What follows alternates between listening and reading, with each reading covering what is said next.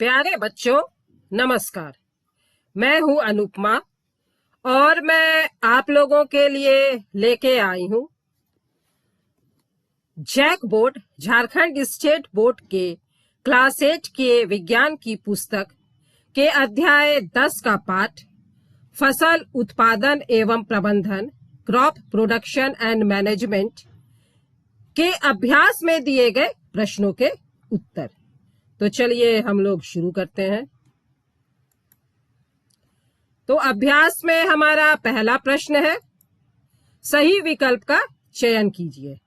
और इसके प्रश्न है, राइजोबियम नामक जीवाणु किस फसल के जड़ में पाए जाने वाले ग्रंथियों में उपस्थित होते हैं।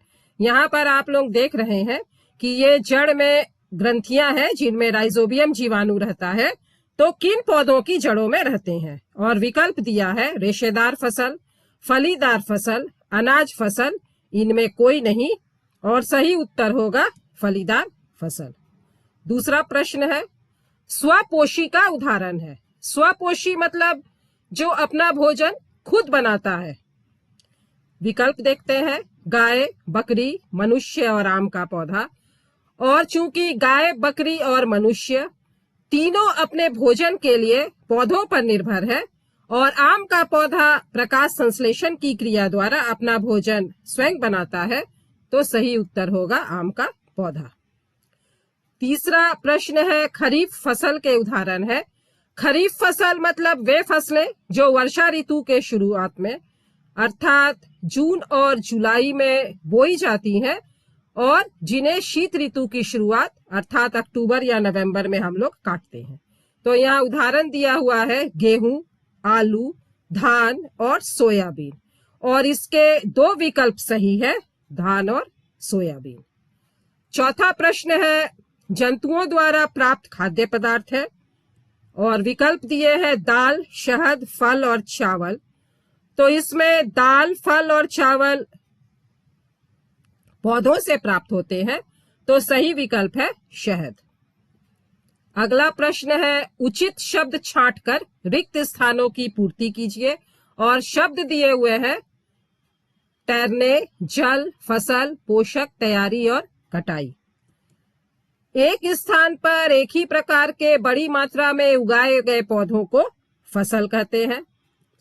फसल उगाने से पहले प्रथम चरण में मिट्टी की तैयारी करनी होती है। जब हम मिट्टी तैयार करेंगे तभी तो फसल लगाएंगे। क्षतिग्रस्त बीज जल की सतह पर तैरने लगते हैं क्योंकि वे हल्के होते हैं और इसीलिए हम जैसे ही पानी में भिगोते हैं वे सतह पर ऊपर आ जाते हैं।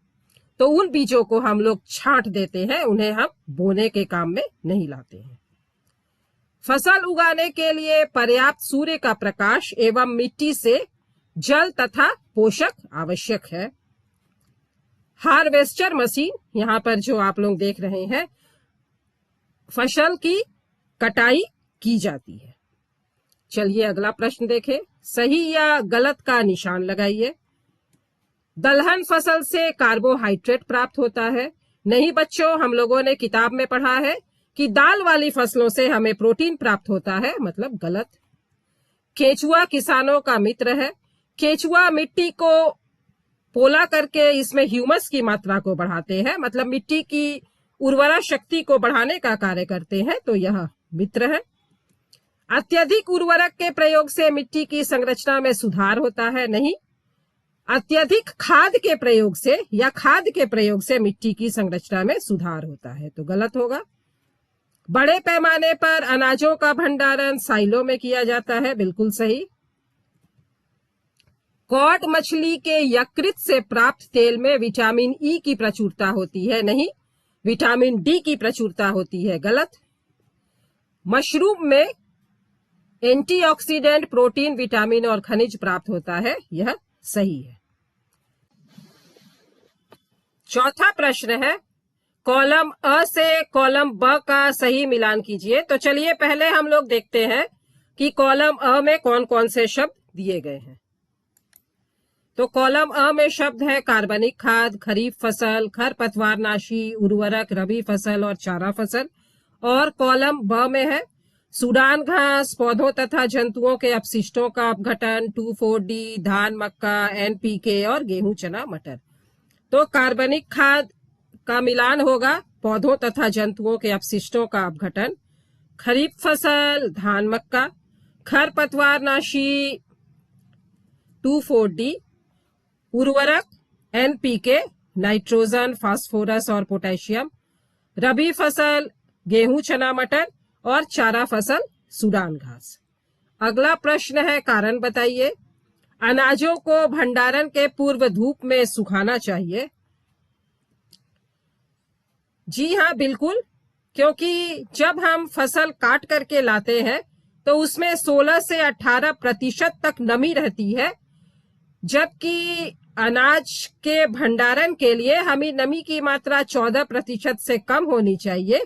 इसीलिए हम अनाज को धूप में सुखाते हैं, जिससे कि उनमें जो पानी है वह सूख जाए और पानी की मात्रा, नमी की मात्रा कम हो जाए। यदि नमी ज्यादा रह गई तो जब हम वैसे अनाज का भंडारण करेंगे तो कीटों अथवा सूक्ष्म जीवों के द्वारा इसके नष्ट होने की संभावना बहुत अधिक हो जाती है। दूसरा प्रश्न है, केचुआ को किसानों का मित्र कहा जाता है। केचुआ मिट्टी को उलट पलट कर पोला बनाते हैं, उसमें ह्यूमस की मात्रा बढ़ाते हैं, अर्थात मिट्टी की उर्वरा शक्ति को बढ़ाते हैं और इसीलिए केचुआ को किसानों का मित्र कहा जाता है। खरीफ फसल के 2 उदाहरण तो धान और मकई। अन्य उदाहरण भी किताब में दिए हुए हैं, जैसे कि मूंगफली, सोयाबीन, कपास, तो आप यह भी लिख सकते हैं। रबी फसल के 2 उदाहरण गेहूं और आलू। अन्य उदाहरण भी दिए हुए हैं, चना, मटर, सरसों, अलसी, तो आप इन्हें भी लिख सकते हैं। मिट्टी की तैयारी से संबंधित किन्हीं 2 औजारों के नाम लिखिए। तो पहला उदाहरण है हल। हल चला करके हम मिट्टी को उलटते पुलटते हैं। और दूसरा है पाटल। हल चलाने पर जो बड़े बड़े ढेले बन जाते हैं, उनको इस तरह पाटल की सहायता से तोड़कर खेत को समतल किया जाता है। 9वां प्रश्न है, जल संरक्षण वाली किन्हीं 2 सिंचाई पद्धतियों के नाम लिखिए। तो पहला है ड्रिप तंत्र। इस तरह से पाइप लगा करके पौधों की जड़ों में पानी पहुंचाया जाता है। और दूसरा है छिड़काव तंत्र। इस तरह से पाइप में नोजल लगा करके पानी पौधों में दिया जाता। तो इन दोनों विधियों से पानी की मात्रा बहुत कम लगती है, पानी की खपत बहुत कम होती है, अर्थात जल का संरक्षण होता है। साइलो क्या है? तो बीजों के बड़े पैमाने में भंडारण साइलो में किया जाता है। निम्नलिखित पर अपने शब्दों में एक एक अनुच्छेद लिखना है। और पहला है मिट्टी तैयार करना। तो मिट्टी तैयार करना कृषि उत्पादन का प्रथम चरण है।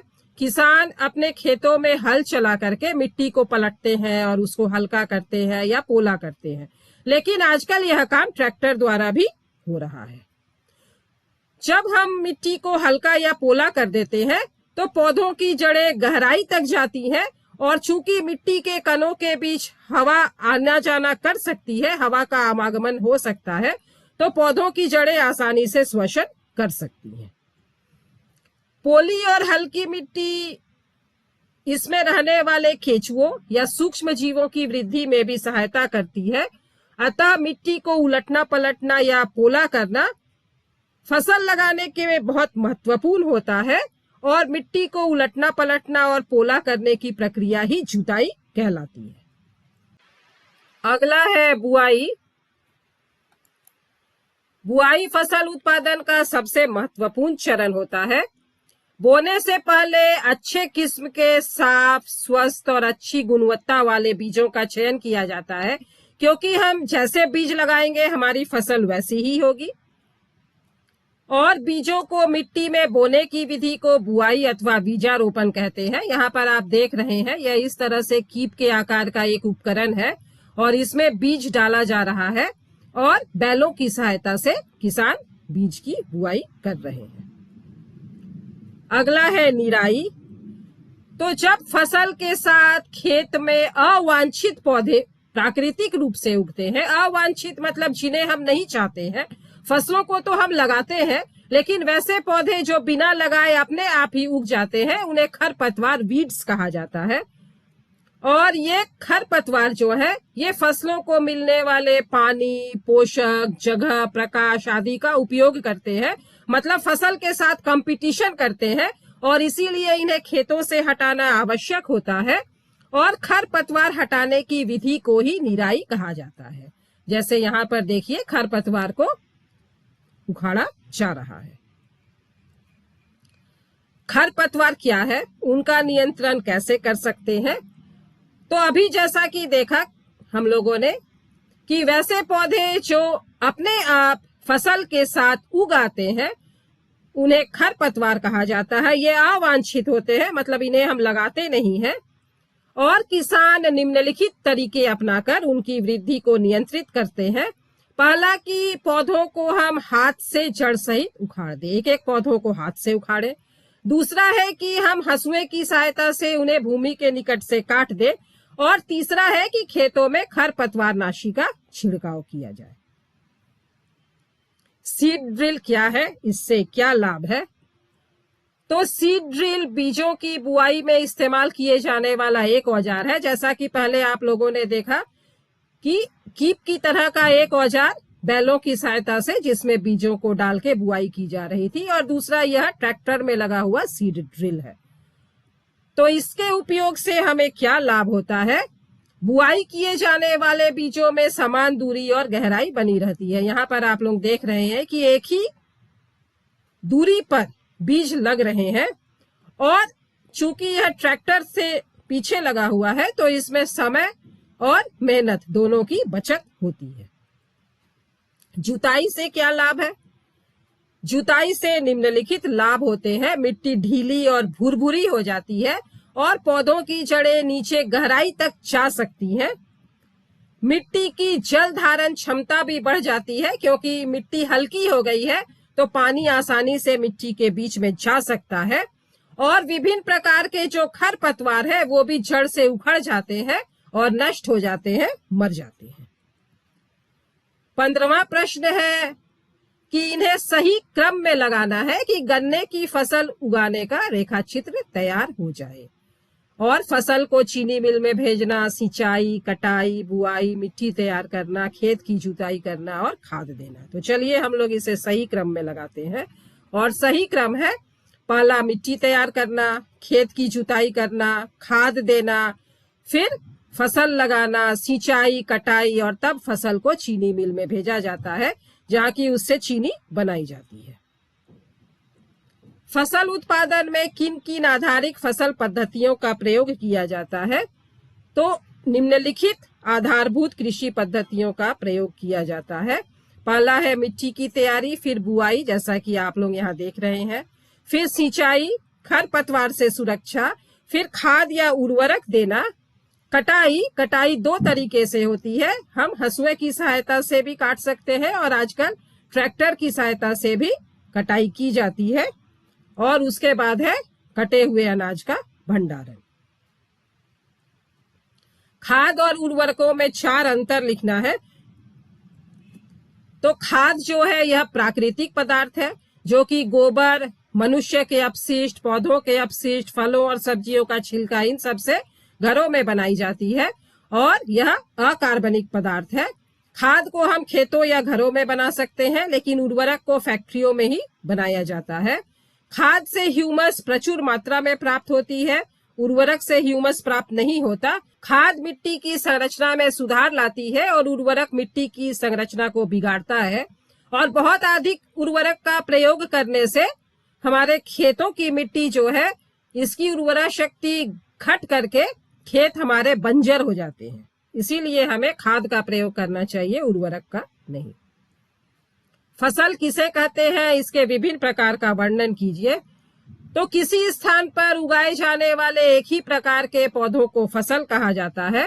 मौसम के अनुसार फसलों के 3 प्रकार होते हैं। खरीफ फसल मतलब वे फसलें जिन्हें वर्षा ऋतु जून जुलाई में बोते हैं और अक्टूबर से दिसंबर तक फसलों को काटते हैं, जैसे कि धान, मकई, मूंगफली, सोयाबीन। रबी फसल जिन्हें हम शीत ऋतु अक्टूबर में बोते हैं और मार्च में जिन्हें काटते हैं, जैसे गेहूं, चना, आलू, मटर, सरसों, अलसी। और तीसरा है जायद फसल जिन्हें ग्रीष्म फसल भी कहा जाता है, क्योंकि इन्हें बोया जाता है ग्रीष्म ऋतु मतलब मार्च से जून माह के बीच। और इसमें आती हैं दलहनी फसलें मतलब कि दाल और सब्जियां। पोषक तत्वों के आधार पर भी फसलों के 3 प्रकार होते हैं। वे फसलें जिनसे हमें कार्बोहाइड्रेट मिलता है, जैसे कि चावल, गेहूं, मक्का, बाजरा, ज्वार, और इन्हें अनाज या धान्य फसल सेरल भी कहा जाता है।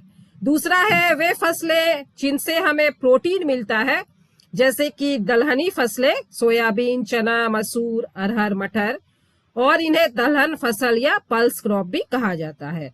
और बच्चों, आप लोग जानते ही हैं कि प्रोटीन सबसे अधिक पाया जाता है सोयाबीन में। तीसरा है वसा प्रदान करने वाली फसल जिनसे हमें वसा या तेल की प्राप्ति होती है, जैसे कि सरसों तेल सरसों से मिलता है, मूंगफली, सूर्यमुखी का तेल, तीसी, तिल आदि। और इस कारण इन फसलों को तेल वाले बीजों ऑयल सीड्स की फसल भी कहा जाता है। सिंचाई क्या है? सिंचाई के विभिन्न तरीकों का वर्णन कीजिए। तो उचित समय एवं अंतराल पर फसल को जल देना सिंचाई कहलाता है। सिंचाई के पारंपरिक तरीके हैं मोट, गिरनी। इस तरह से कुएं से या किसी जल स्रोत से किसान स्वयं अपने परिश्रम से पानी निकालता है और अपने खेतों में पटाता है। दूसरा है चेन पंप। इस तरह से चेन पंप के द्वारा पानी निकाला जाता है। तीसरा है ढेकली। इस तरह से एक लकड़ी में भारी पत्थर बांध दिया जाता है और पानी निकालकर खेतों में दिया जाता है। और चौथा है रहट। यहाँ पर पशु जो है उनका उपयोग किया जाता है और इस तरह से पानी निकलता है कुएं से। तो ये चारों पारंपरिक तरीके थे। और आधुनिक तरीके हैं छिड़काव तंत्र। यहाँ पर देखिए पाइप में नोजल लगा है और फव्वारा की तरह पानी खेतों में जाता है। तो जो असमतल भूमि होती है या बलुआ मिट्टी के लिए इस तरह की सिंचाई बहुत ज्यादा उपयोगी होती है। और दूसरा है ड्रिप तंत्र। इस तरह से पाइप लगाया जाता है और पानी जो है बिल्कुल बूंद बूंद करके पौधों की जड़ों तक पहुंचता है। तो जिन इलाकों में पानी की कमी है उन इलाकों के लिए यह दोनों पद्धति वरदान है। अंतिम प्रश्न है मधुमक्खी पालन के महत्व पर प्रकाश डालिए। तो मधुमक्खियों को पालकर उनसे शहद और मोम इकट्ठा करने की प्रक्रिया ही मधुमक्खी पालन कहलाती है। शहद से हमें एंटीऑक्सीडेंट, शर्करा और पानी से भरपूर है। इसमें एमिनो अम्ल, विटामिन और खनिज भी पाया जाता है। और जो मोम है वह गठिया रोग, त्वचा रोग आदि में लाभदायक होता है। तो ये थे बच्चों फसल उत्पादन एवं प्रबंधन के प्रश्नों के उत्तर। तो यदि आप लोगों को मेरा वीडियो अच्छा लगा तो आप इसे लाइक कर सकते हैं, हमारे चैनल को सब्सक्राइब कर सकते हैं और यह वीडियो अपने साथियों के साथ शेयर भी कर सकते हैं। धन्यवाद।